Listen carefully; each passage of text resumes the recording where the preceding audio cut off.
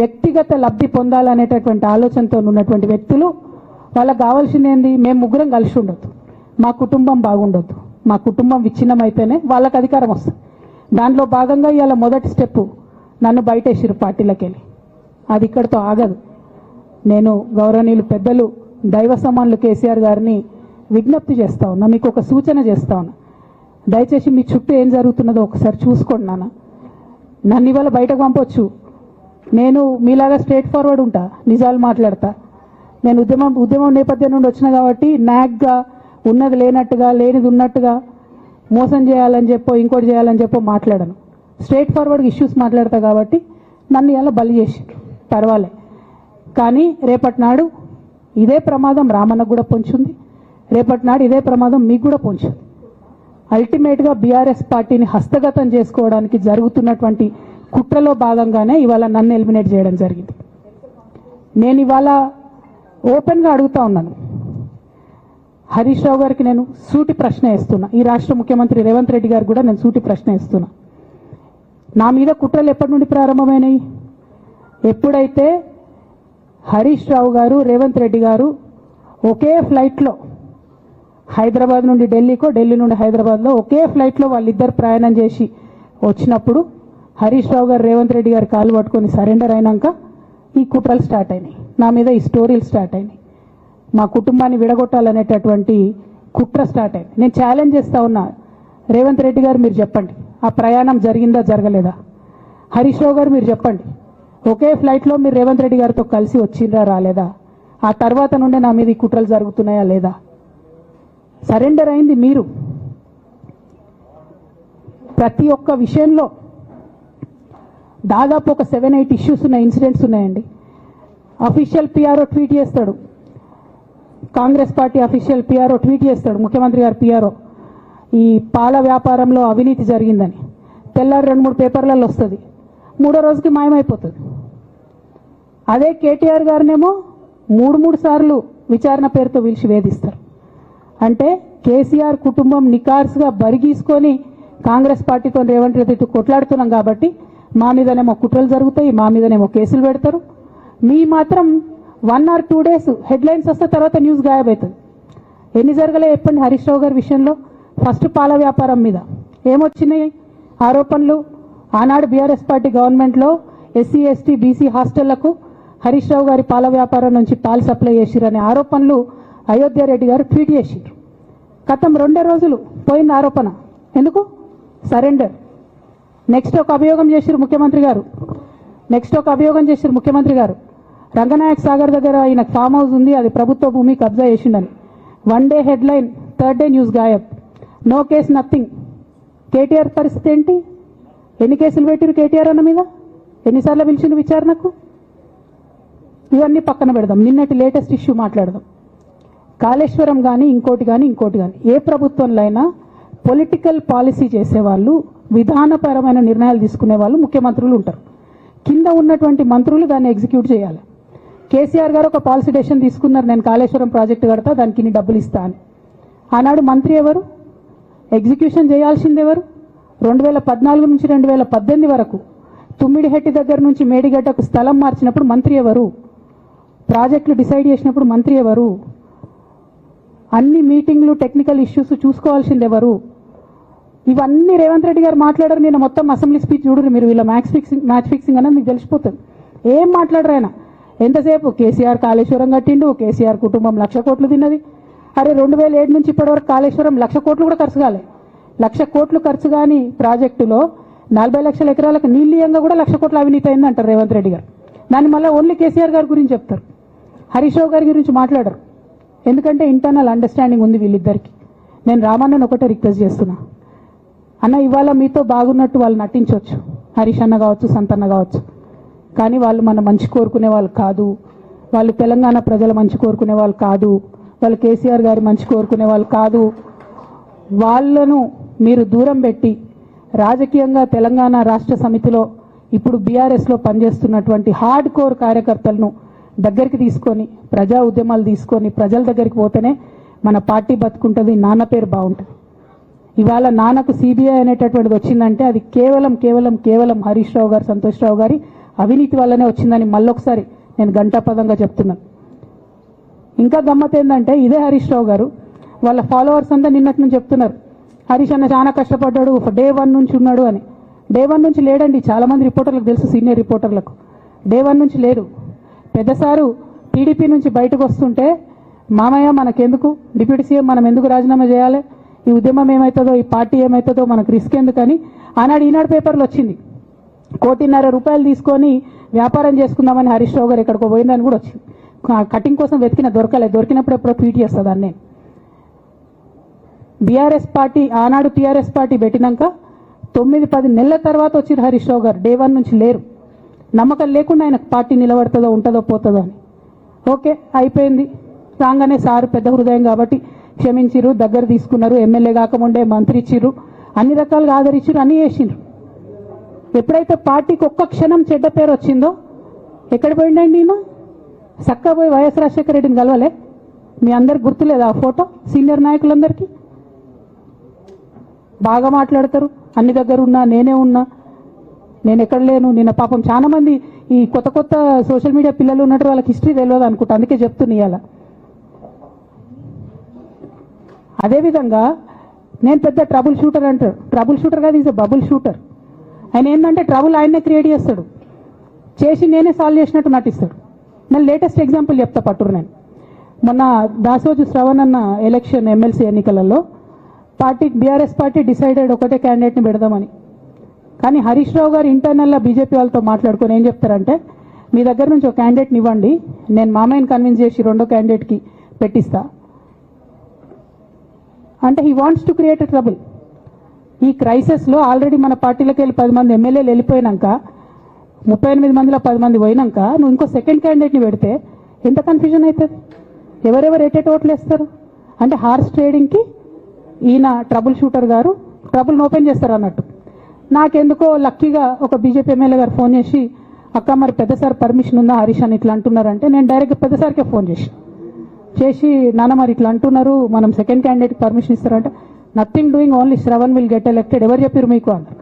అంటే నేను ఆ విషయం వెంటనే అటువైపు కన్వే చేసిన, లేదండి మాకు అట్లాంటి ఆలోచన లేదు.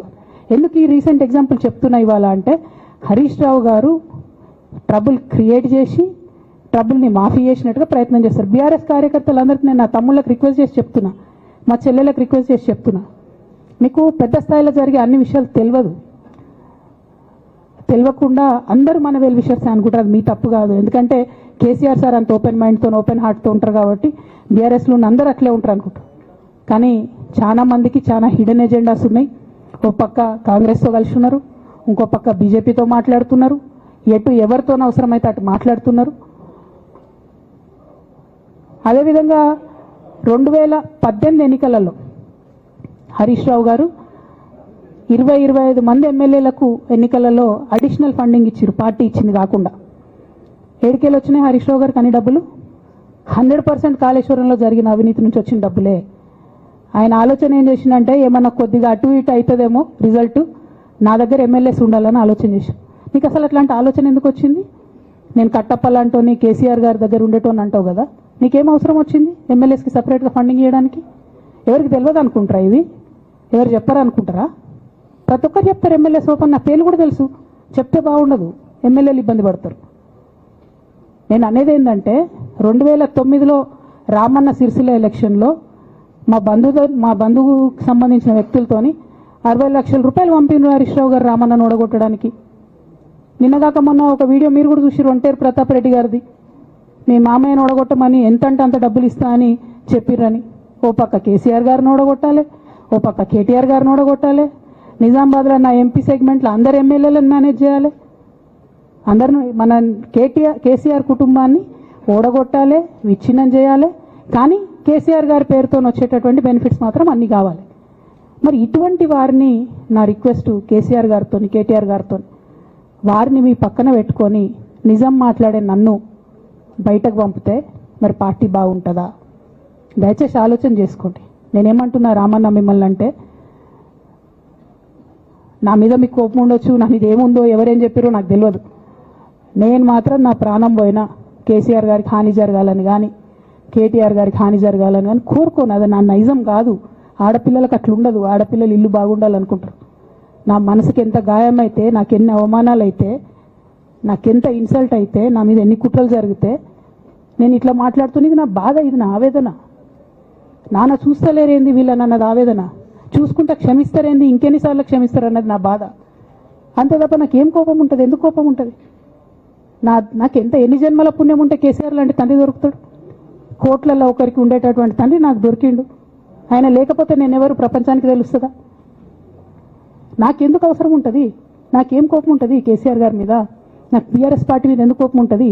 నాకు 27 సంవత్సరాలు ఉన్నప్పుడు నేను నా కొడుకుని చిన్న పిల్లగాన్ని పసిగుడ్డుని ఎత్తుకొని ఇక్కడికి వస్తే ఆ రోజు నుంచి ఈ రోజు వరకు నేను రోడ్డు మీదనే ఉన్నా, ఉద్యమాలే చేస్తున్నా, పోరాటాలే చేస్తున్నా, తెలంగాణ ప్రజల కోసం పనిచేస్తున్నా. 2014 నుంచి అధికారంలో ఉన్నప్పుడు కూడా నా ఇంటి దర్వాజాలు ఎప్పుడు తెలిసే ఉన్నాయి. ఇక్కడున్న మీడియా మిత్రులందరికీ తెలుసు. అధికారంలో ఉన్నా లేకున్నా నేను గిట్లనే ఉన్నా. అధికారంలో ఉన్నప్పుడు నన్ను ఏమి సాగనీయకుండా నన్ను ప్రతిపక్ష ఎమ్మెల్యేని చూసినట్టు, ప్రతిపక్ష ఎంపీని చూసినట్టు చూసినా నేను ఇట్లనే ఉన్నా, ఓపెన్ మైండ్తోనే ఉన్నా. నేను కోరేది ఒకటే, కేసీఆర్ గారి ఆరోగ్యాన్ని కాపాడండి రామన్న, పార్టీని కాపాడండి, పార్టీలో ఉన్న కార్యకర్తల్ని కాపాడండి, అందరు బాగుండేలాగా ప్రజా సమస్యలు తీసుకోండి. నాకు అంతకుమించి కావాల్సింది ఏం లేదు.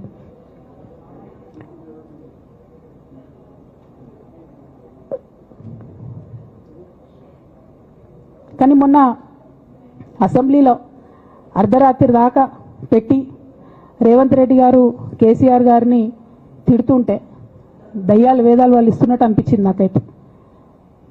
దానికి ఈయన హీరోలాగా ఎదుర్కొన్నాడు, ఈయన 6 అడుగుల బుల్లెట్ అని పార్టీ అంతా ట్వీట్ చేస్తే, మరి 6 అడుగుల బుల్లెట్ ఎవరికి గాయం చేస్తుంది? ఎండ్ ఆఫ్ ద డే ఇవాళ అయితే నన్ను గాయపరిచింది, రేపు రామన్నను గాయపరుస్తారో కేసీఆర్ని గాయపరుస్తారో. జాగ్రత్తగా ఉండండి రామన్న, నేను చెప్పేది ఏం లేదు. జాగ్రత్తగా ఉండండి, కేర్ఫుల్గా ఉండండి. ఎట్ ద సేమ్ టైం ఈ హరీష్ రావు గారి కారణంగా గమ్మత్ ఏముంటుందంటే, ఒకసారి హంపీకి పోతారు వీళ్ళందరూ, మీ అందరూ తెలుసు ఆ స్టోరీ. హంపీకి పోయి పాటలు పాడుకుంటారు, మొత్తము చాలా మంది కలిసి కేసీఆర్ గారిని చాలా అవమానకరంగా మాట్లాడతారు, ఒక పార్టీని వెన్నుపోటు పడదామని డిజైన్ చేశారు. ఇదంతా వీరికి తెలుసు, హరీష్ రావు గారికి తెలుసు. నేను ఆ రోజు సాక్ష్యం ఉన్న హరీష్ అన్న వచ్చి లిటరల్లీ రామన్న చేతులు పట్టుకొని, అరే మామయ్యకి ఎప్పుడా సింక్ ఆర్ సేల్, నేను మామయ్యతోనే ఉంటా అని చెప్పి అక్కడ మాట్లాడుకున్న వాళ్ళందరూ పెద్దసారి దగ్గర అవుట్ చేసిండి. ఆ తర్వాత పర్యవసానంలో ఈటల రాజేంద్ర అన్న బయటికి వెళ్ళడం.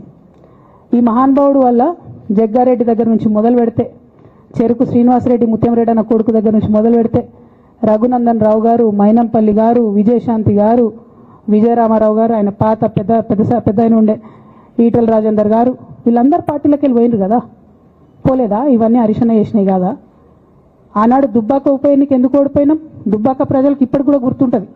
వాళ్ళందరూ ఒకటే మాట చెప్తారు, ఈయన సిద్దిపేటకు తప్ప రూపాయి రానియాడు దుబ్బాకకు, ఈయన వచ్చి ప్రచారం చేసిండు కాబట్టి మేము ఓటేయాలని ఓపెన్గా చెప్పారు ఆనాడు ఎన్నికలలో. దానికి ఏం రాపించుకుంటాడు ఈయన పేపర్లల్లో? ఒంటరి పోరాటం చేసి ఓడిన హరీష్ రావు. అసలు ఓడిపోయిందే మీ వల్ల కదా. మీరు మీడియా మేనేజ్మెంట్లో సూపర్, అలా డౌట్ ఏం లేదు. రామన్న యూట్యూబ్లు మేనేజ్ చేసి ఈయన మెయిన్ స్ట్రీమ్ మీడియా మేనేజ్ చేస్తాడు, అంతే, అంతకుమించి వేరే ఏం లేదు. నేను రామన్నని రిక్వెస్ట్ చేస్తున్నా, అన్న మీరు కూడా ఆ స్కిల్ నేర్చుకోండి అన్న.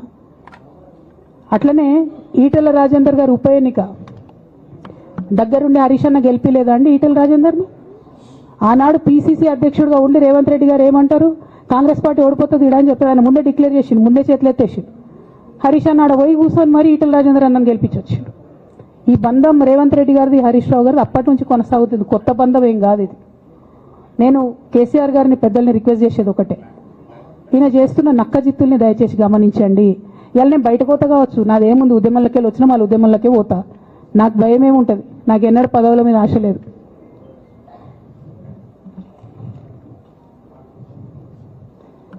పార్టీ నుంచి వచ్చిన ఎమ్మెల్సీకి స్పీకర్ ఫార్మాట్లో చైర్మన్ గారికి నేను పంపుతా ఉన్నాను రాజీనామా పత్రాన్ని.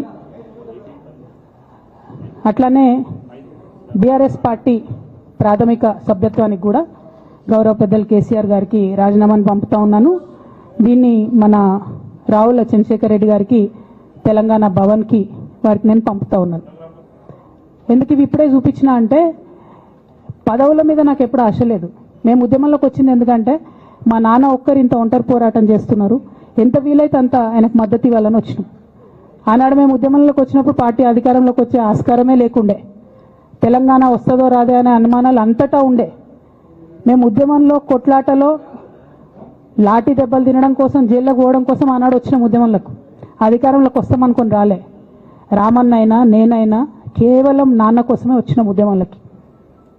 అందుకే మా కుటుంబం మీద కుట్ర. ఈ కుట్రను గమనించమనే నేను మా కుటుంబాన్ని కోరుతా ఉన్నా.